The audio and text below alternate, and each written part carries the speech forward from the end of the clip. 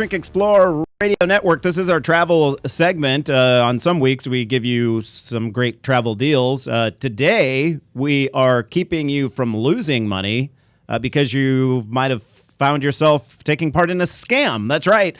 A new website, at least it's new to me, called Scambook.com. Scambook.com, issuing a warning about two scams involving bogus free airfare vouchers and vacation package deals are being mailed out to consumers. I wanted to find out a little bit more about this, and so to do that, we welcome Case Chong with Scambook to the program this morning from, I believe you're down in L.A. Hey, Case. Hi, Randall. How's it going? Thank you for having me. Yeah, we're down in L.A. Yeah, and so when I got this email about these scams, we always like to give people a heads up in these areas. And then when I went to check out your website, I want to have you guys back on again to talk about some of the food-related scams that are out there and those sorts of things. But today we'll focus on these travel scams.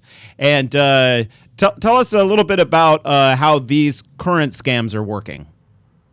Well, it's really deceptive, Randall. It's kind of scary. One of the letters can come from a U.S. airline, and that sounds really legitimate because you confuse it between U.S. Airways and American Airlines. But this is a fake airline, U.S. Airlines. And they say, hey, here is a check, and redeem it for 2 free airline tickets to anywhere in the continental United States. And here you think you've won a free ticket, and you're like, wow, okay, I'm going to go and cash this in. But really, they're trying to steal your personal information or try to get you to attend a travel club presentation that's going to cost you money.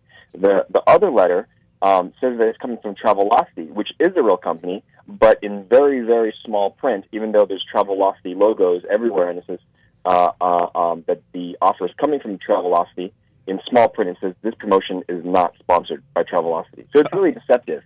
Yeah, these scammers are really good with what they do. I would have to say I'm pretty proficient at filtering out the scams, but there have been a few that I had to look so closely to figure out, is this a scam or is this not a scam? And fortunately, I know some of the tricks to do that, but not everybody does. And so Scambook, you are offering 5 different tips to if you get something in the mail or through email and it seems a little bit too good to be true, that should be your first red flag.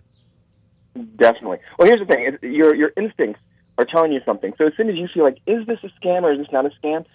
Go to the internet, go to Google, go to our website, Scambook. We're a community site where we like to have people report and file complaints about different scams, so that we can create a database to do warnings and shows and press releases like what we're doing right here to warn consumers. So as soon as you feel that maybe is this too good to be true, even if you're on the borderline, it takes 5-10 seconds. Our first tip is go to Google, go to Scambook, type it in, and see if there's anything out there or any reports saying that definitely this is a scam. The great thing about Scambook is that even if you have a phone number, like they say, call a phone number, type in that phone number to our website, and we have a special field that when people are scammed, they can enter in the phone number that they're asked to call.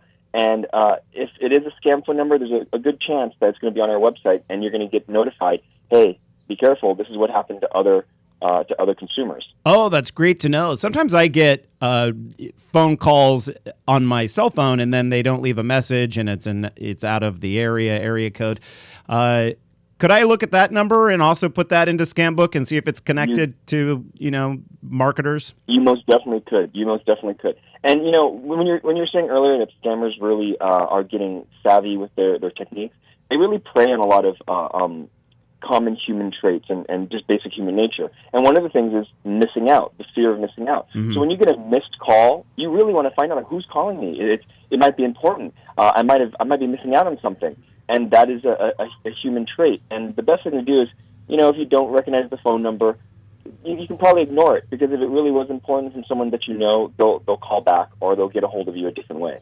But that is a common human trait that scammers take advantage of. And you never want to miss out on a prize, that's for sure. But the question that you really should be asking yourself, did I enter a contest? A lot of us just have bad memories. And so it's like, well, I guess I could have entered when I signed up for that one thing or what have you. But that's one of the questions you want people to ask themselves, right?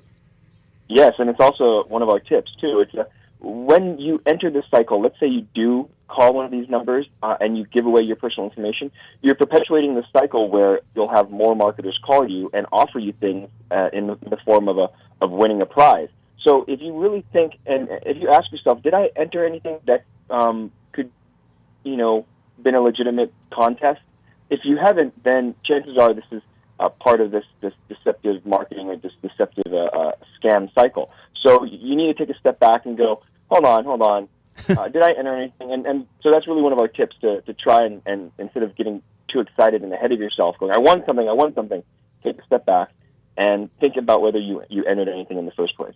We are speaking with Case Chong with Scambook. I feel like Scambook is the Better Business Bureau with a lot more information.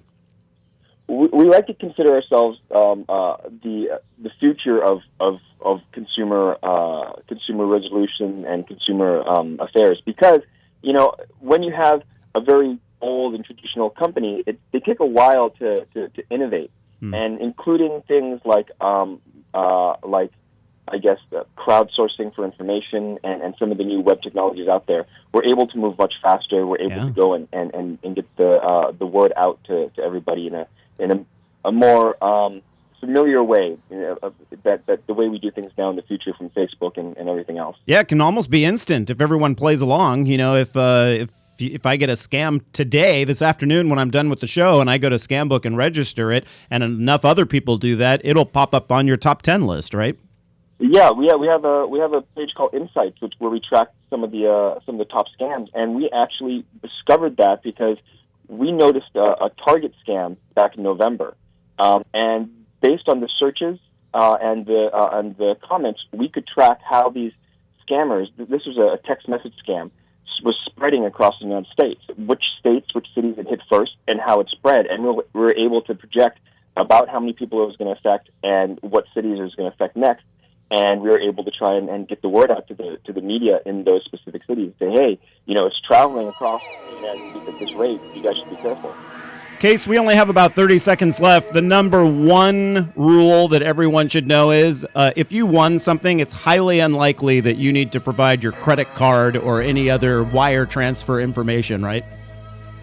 Free should be free. So if they ask for a credit card number or a prepaid or anything like that, it's a scam. All right, Case Chong with the Scambook. I highly recommend folks check it out. We have a link at eatdrinkexplore.com under today's program summary. Case Chong, thank you so much for joining us. Thank you, Randall.